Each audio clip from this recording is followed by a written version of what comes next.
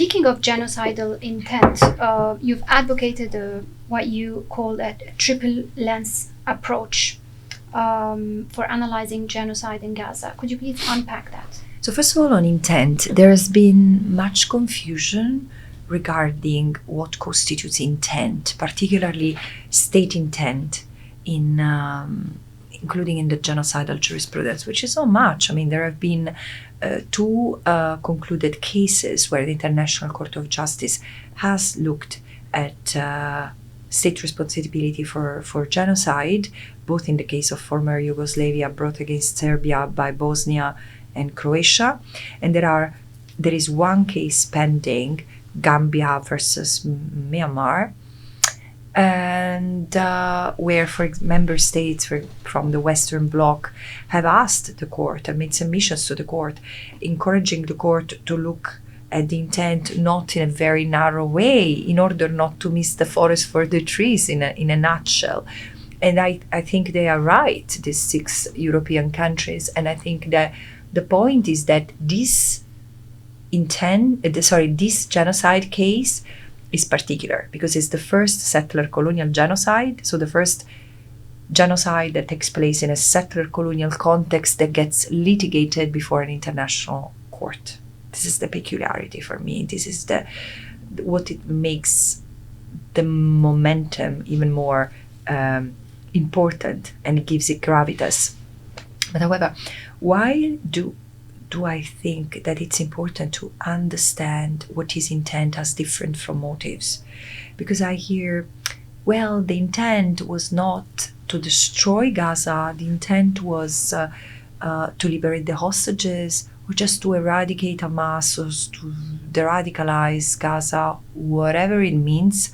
First of all, the actions taken do not align with any of these motives. But all the more, motives are different from intent, because motives is what is behind intent, but intent is the determination to destroy, which has been said, which has been announced, enunciated, and predicated upon genocidal incitement by political leaders, soldiers, the willful executioners of this genocide. And there has been a genocidal cult traveling across Israel. I'm sorry, but this is the reality. And I say that really with a sense of, this is where I have a sense of defeat as a human being in 2024, because there were checks and balances to prevent this.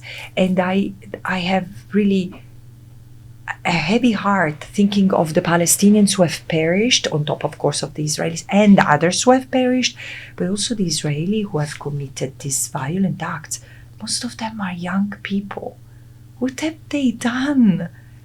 They will have to live their entire life with the vivid memories of the bodies they have crushed, the babies and they have killed, the children they have shot in the head, the thousands they have let starving, the hundreds of thousands they let homeless, the millions they've entrapped and killed and genocided for 403 days now, calling them animals, celebrating the misery they were inflicting upon them.